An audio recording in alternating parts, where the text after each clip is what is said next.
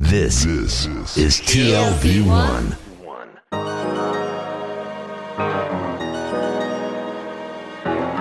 The Tel Aviv Review. Hello and welcome to the Tel Aviv Review. I am Gilad Halpern. And I'm Dalia Shendlin.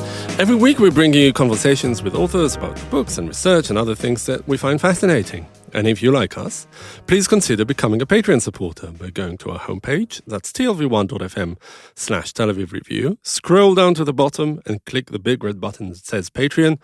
Click and support us because we are counting on you.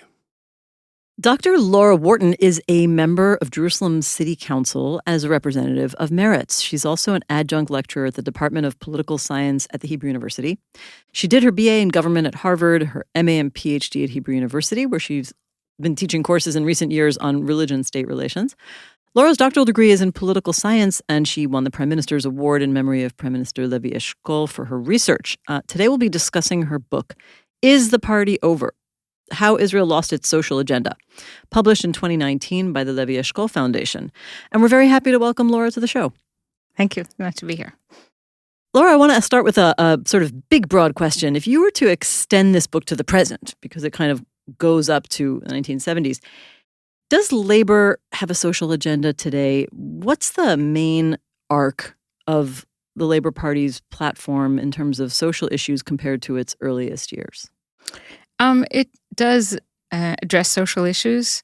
It has for all of its history, but I think a lot of things have fallen by the wayside because it's become embroiled in all kinds of other debates. And I don't think it's getting the attention that it should. And I think one of the reasons is it, as a party, has kind of fallen apart. It very nearly ceased to exist before the last elections. I'm thrilled that Merav Michaeli managed to save it. But I think it's a problem when you don't have a party. It's hard to present a complicated worldview or really any sort of an ideological platform. And that's what I see having happened. What was the big change over time? Well, I think the big blow, of course, the easy thing to talk about would be 1977 when the Labour Party was thrown out of government. But I think it's a little more than that. I think I would push it back earlier to the what became a national obsession in 1967, which was dealing with the territories and afterwards the war. That's where I thought you were going to start. Actually, yeah. I got it wrong. Yeah.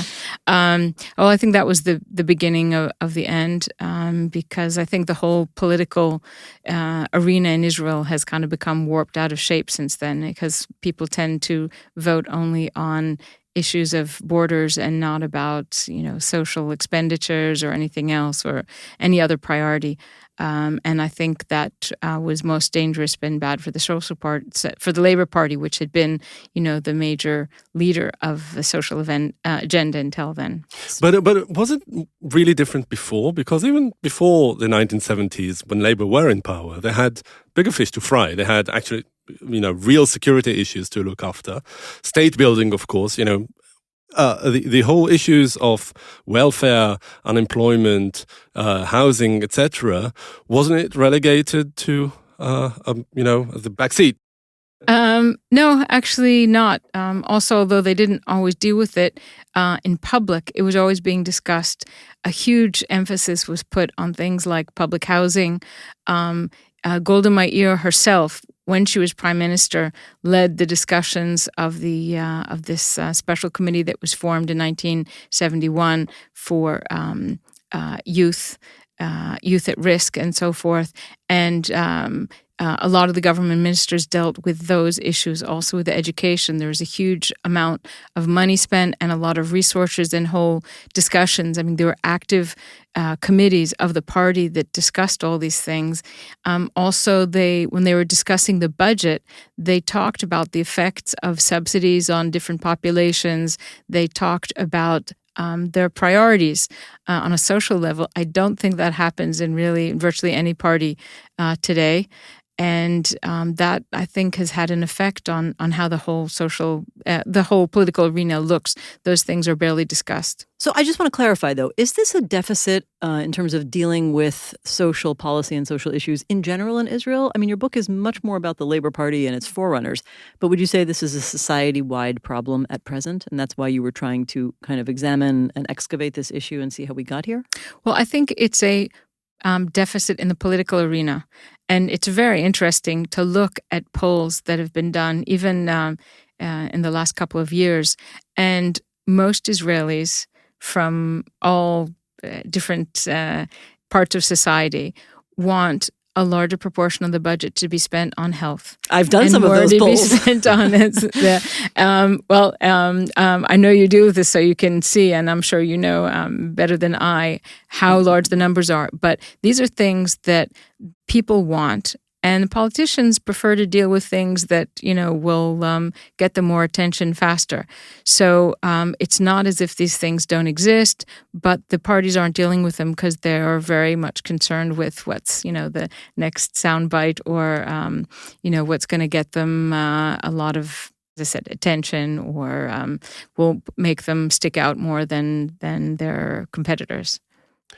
And going back to the Labour Party of yore, one of the main arguments in your book is that their ideological decline was intertwined with their institutional decline as a party. And the question is how, necessarily so it was. How, really intertwined were they? Or was it just, two parallel processes happening at the same time? Well, I think to a large extent one led the other and not what you'd think. When I started doing research and going through the archives, I was almost afraid of what I'd find because I am, I do identify on the left, and although I'm not a member of the Labour Party, I do have a lot of sympathy and appreciation for them. And what I found was their ideology didn't really change, but they just had less time to pay attention to it and to address the issues that they thought were important, and they occasionally came up.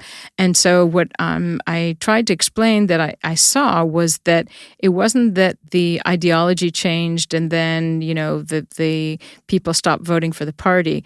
The party kind of fell apart, especially after 73 and a lot of anger and upset, understandably, at the 73 war. And then they no longer had the resources to address the wide range of issues that they had previously, cared about and spent time on.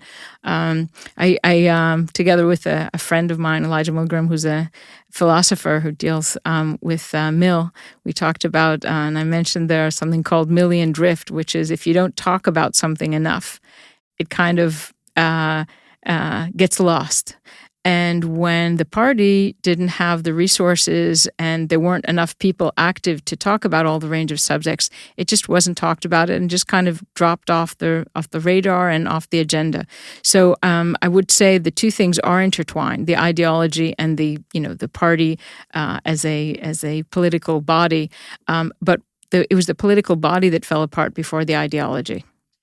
Now, I can't believe I'm going to say this as a lapsed socialist myself, but I mean, looking at the period in which the Labour Party believed very strongly, again, this is pre-Labour, we're talking about, the alignment, or even before that, Mapai, the very intense effort to create a kind of socialist, economically managed utopia, a socialist party-managed utopia through very tightly controlled economic policy, full employment, all the things that you track in the book, and then eventually leading to economic crisis at points. I wonder was it only that the party institutions began to fall apart, or was there also a certain aspect of this economic planning that was doomed to fail? And you do point out that the ideology sometimes overwhelmed the economic experts who were trying to say, do I even have a right to speak? Definitely. Yeah. So what was the interplay between actual economic expertise and, was their ideology sustainable, or maybe socialism just was a bad idea? No, so maybe, and if I can pile on Daniel's question, you said that the ideology long enough? that the ideology was consistent. Maybe that's a bad thing. Exactly. That's a nice. Okay. Well, I would put it this way: the thing that ultimately defeated or brought about the demise of the party and the party's agenda was not that it wasn't viable in as much as the problems that came about were not that it was difficult or it wasn't working to put more money into public health, for example. I mean, Israel was a world leader in number of beds per citizen. It was a world leader in the number of doctors, in all kinds of things. What ended up happening was in the 70s, the defense expenditures were huge and they had to cut back. So they cut back on those things as well. There were subsidies, and Israel was a leader. I quote the head of the Socialist International, who came to Israel in 1968 to say the Israeli Labor Party is a world leader and a beacon of light to socialists everywhere, because they succeeded in narrowing the gaps in just about every field. They did it successfully. What did in the policy making and what made things change, I think, was, and you can see it, was the expenditures on defense, and then later on things like policing the territories and all kinds of other expenditures that came over the years. Did you write the book intending to make that point? No. I mean, I as I said, I started off worrying that, these Polish leaders were going to say all kinds of nasty racist things. They did that too. We interviewed we interviewed Tom Segev on Ben Gurion's biography, and that's in there. But the people, the people that in the cabinet and the party were not talking that way at all. And they talked about things that were surprisingly they were really pioneering. I mean, they talked about cutting back subsidies and allowing imports of all kinds of things. And they said they wanted to encourage the import, for example, of washing machines, because they wanted to encourage women to go out to work. And they knew that women still did the bulk of the laundry, and that would enable women, more women, to go out to work. They talked about cutting the subsidies on tea and not on coffee, because the new immigrants drank coffee and all the Poles like themselves drank tea, and they wanted to help the new immigrants. I mean, they had all these considerations all the time that came up again and again. But what ended up happening is when they started spending tens of percentages of the budget on defense and on other things that weren't planned, that became a problem.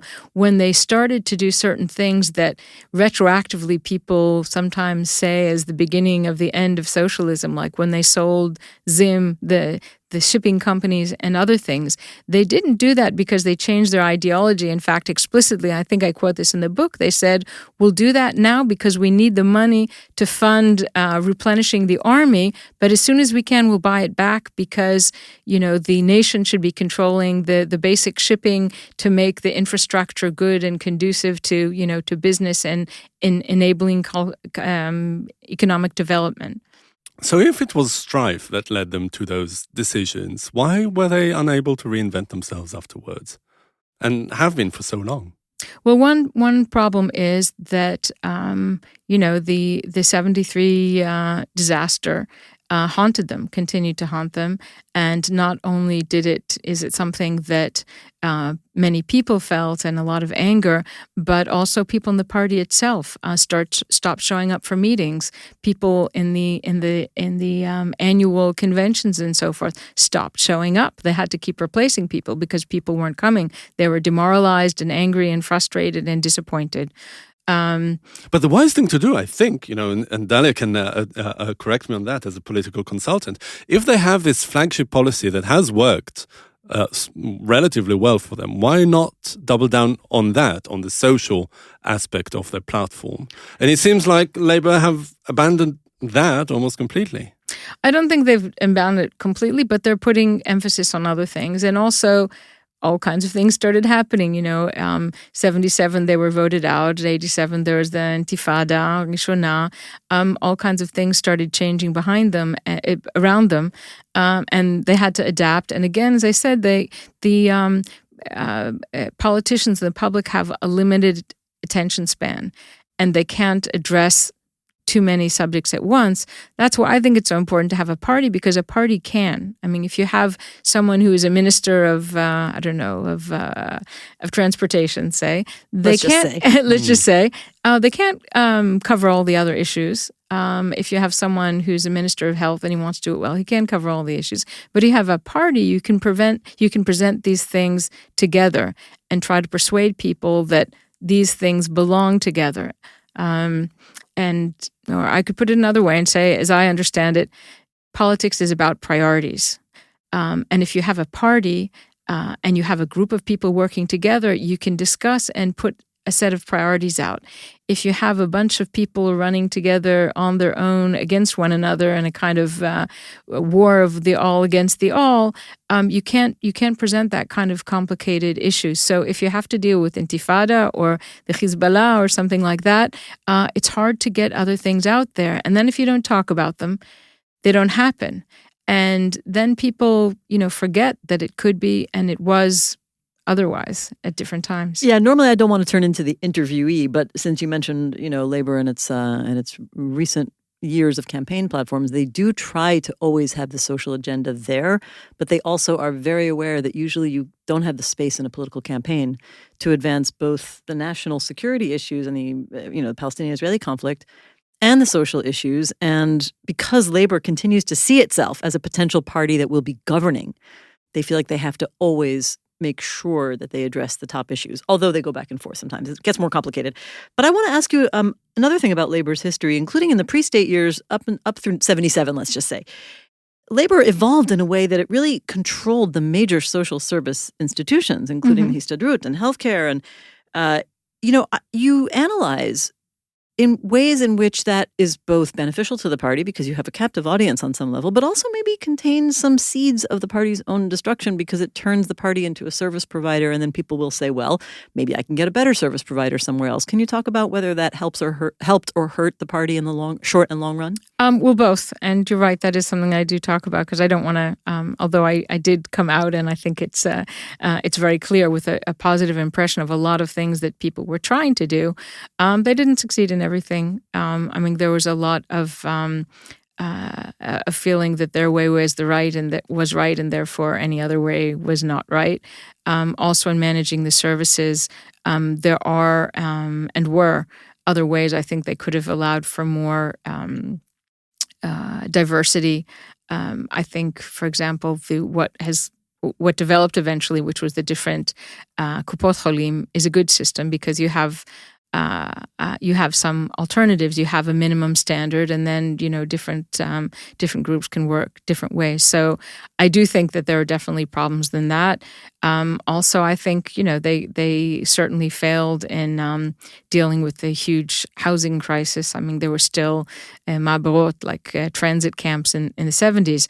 But when it depends on how you want to evaluate it, and what I try to say in the book is that, among other things, is that you can try really hard at something and not succeed, but that doesn't mean that you didn't try, and that they did a lot of good things, but they also made a lot of mistakes. So if you want to take as an example the things of the healthcare or something, Israel did develop an amazing healthcare system that I think we still see the fruits of today, but it took a long time. And Chaim Ramon's speech about the walls. Yeah, Chaim Ramon's talk about the whales. To get it to make it better, but it was there. Or even something like the Tipot Chalav, the milk drop system or something. That was an Israeli idea. Well, we should explain what it is for people who don't know. Okay, it's a system where it's basically a network of clinics that are for pregnant women and mothers with infants, and it helps follow up and record the mother's health and then the infant's health until they're, I think, 5 years old. It was an Israeli idea. And it was a huge success. People came to learn about it and how it was done, and it had a great effect on bringing down the child mortality rate, which I think it still is below a lot of other countries that we think of as more developed and more advanced and so forth. So that's an example of a success, but there were things that that they did not do well enough, fast enough.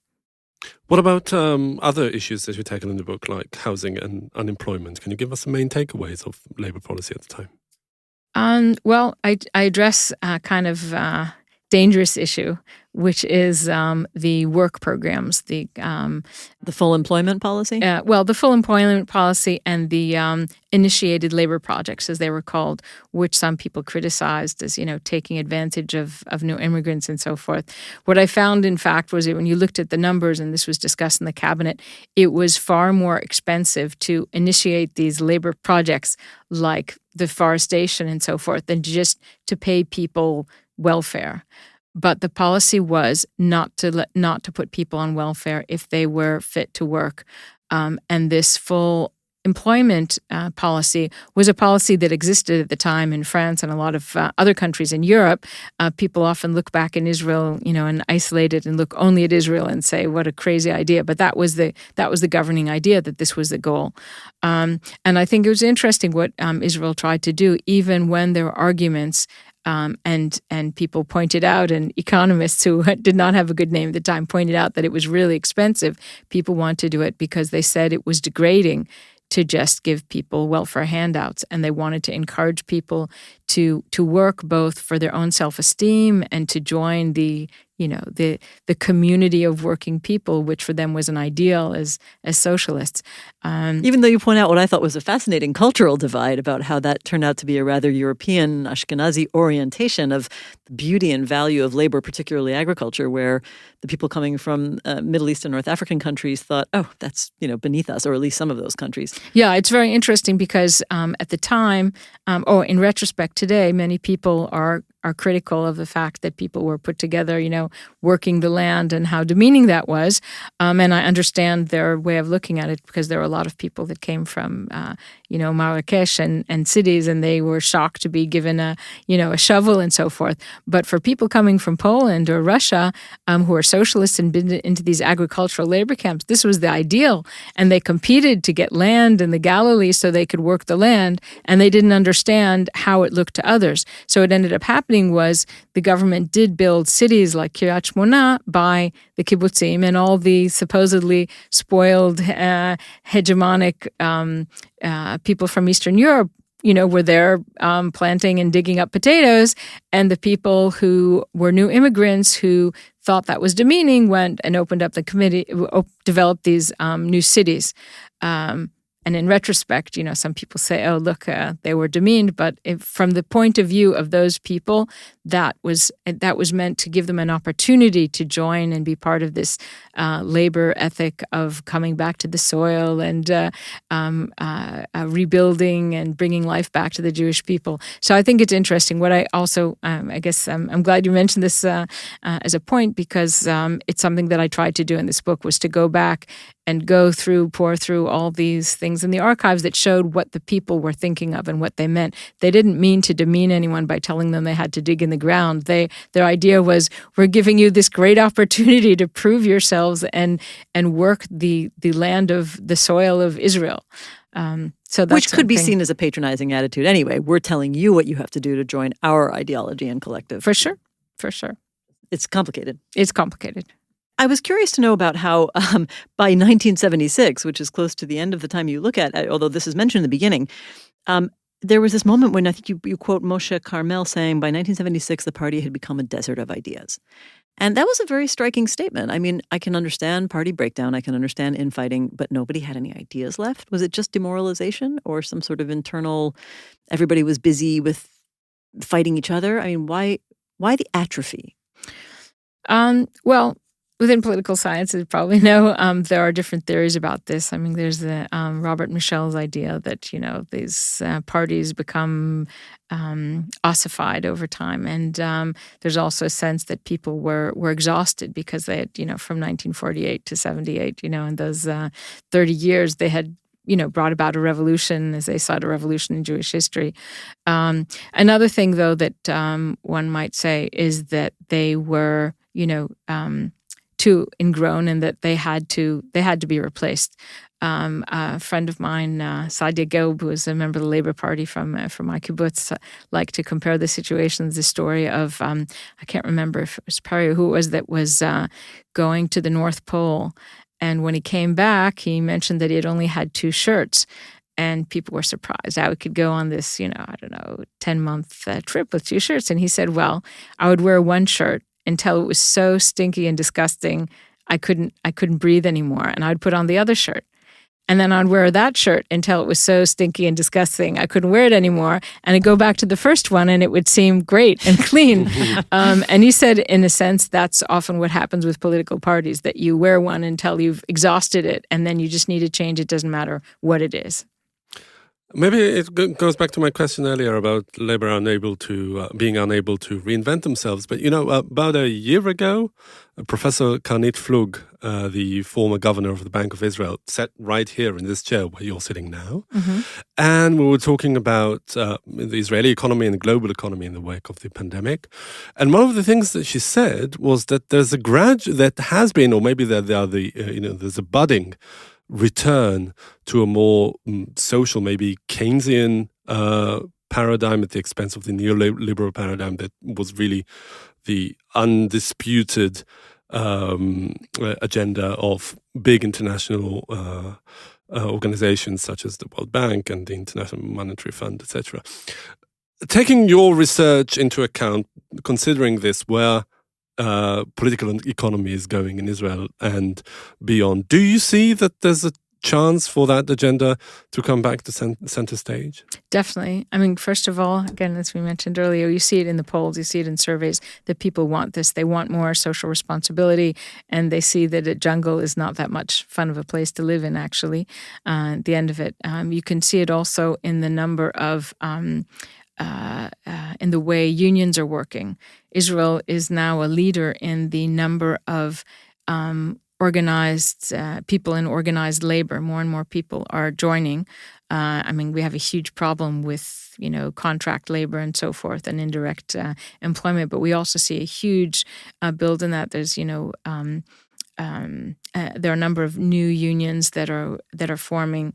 A third place to see it is in cooperatives. There's a big leap, and there's a national board or group of cooperatives. Jerusalem, incidentally, is at the center of this. There are cooperatives in Jerusalem now for everything. There was a food cooperative. There's a musicians cooperative. There's a transportation cooperative. There are more of them all the time, and they're very successful, and people enjoy them. And I think that after a long time of people becoming more and more isolated from one another, and maybe Corona just magnifies this problem, people want to come together and they want to work together. And I think they're kind of, if we're talking about one ideology exhausting itself and then making way the other one, I think we're reaching that point.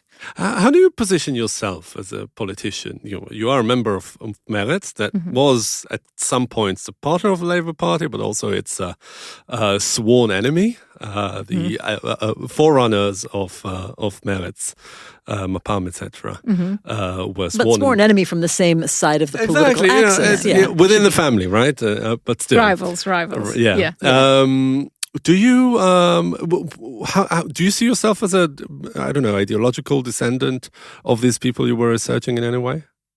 I'm in a lot of ways identified with, and I do identify with a lot of the principles of Mapam. I think we need to protect certain areas and make sure that they are run by the government. I think the government can run things well, certain things. I don't want them to decide what clothes I wear and what food I eat, but I think in terms of things like running the health system, running the education system, those are ways to make sure that people all get a minimum standard. And I think everyone deserves that. I think everyone should have that.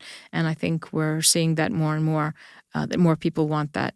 So yes, I do agree with that. And I do have problems sometimes with things that the Labour Party comes out with that I think, is endangering that. There are also some decisions.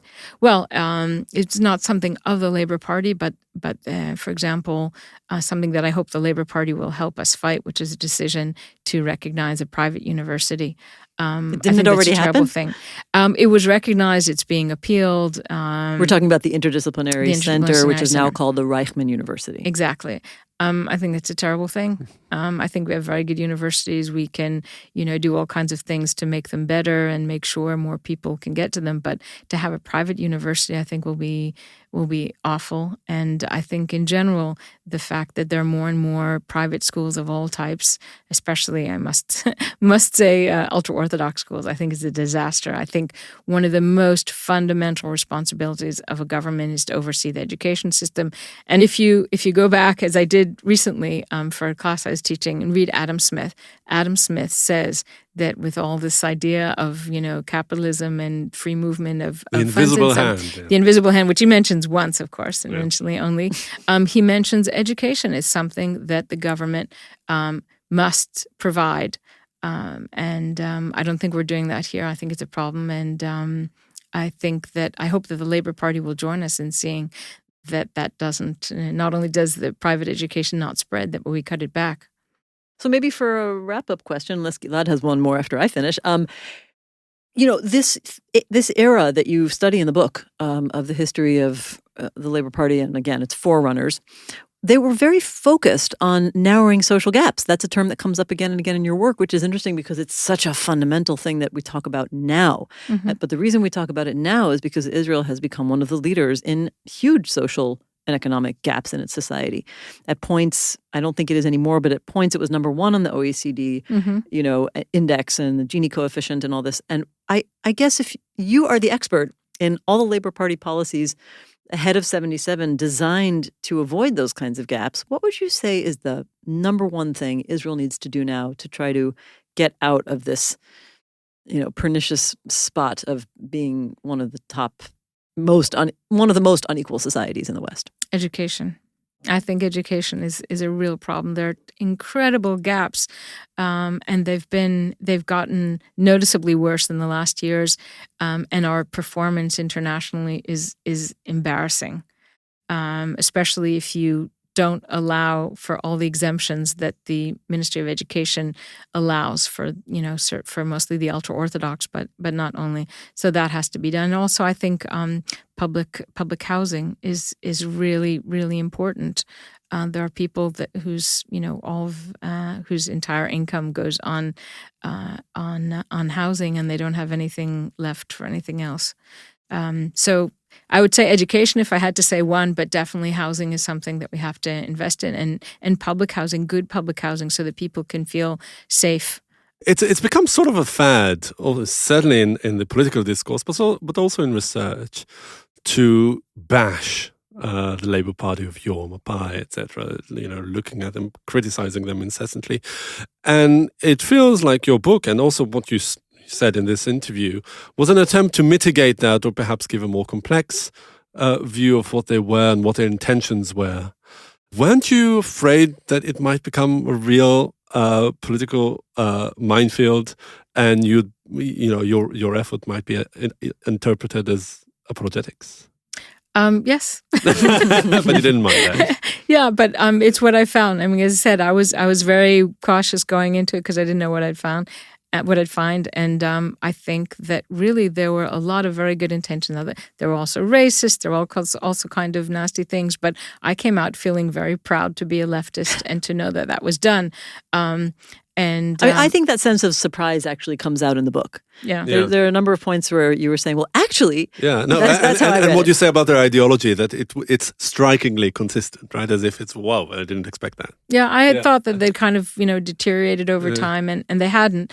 But what you see today is really a change. And just to kind of pick up on the last question about what was important in education and what the Labour Party is doing, it was Yuli Tamir, when she was the Minister of Education in 2008, from the Labour Party, who passed the law that said that basically there were no longer required subjects, which had never been true. In 1947, Ben Gurion and the ultra-Orthodox Party signed on things saying just the opposite, that there would be minimum required subjects, and that they would be overseen by the government. And in 2008, the Labour Party took part in dismantling that. So I think if we want to correct it, we have to start right there. I'm waiting for your next book from 1977 to 2021. or more. All right, Dr. Laura Wharton, thank you very much for coming in today and talking to us about your book, Is the Party Over? How Israel Lost Its Social Agenda. Thanks very much. Thank you. And many thanks to Itai Shelem, the manager of TLV1 Studios, and our producer, Ariel Cohen. And now we've got a request, because many or most of you listen to us on the Apple Podcasts app, and we would like to ask you to please consider writing us a review of any kind. You too can support us by going to our website and subscribing onto our Patreon campaign.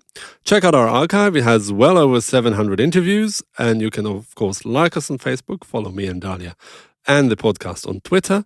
And lest we forget, join us again next week for another edition of the Tel Aviv Review. And until then, from Dalia and from me, goodbye.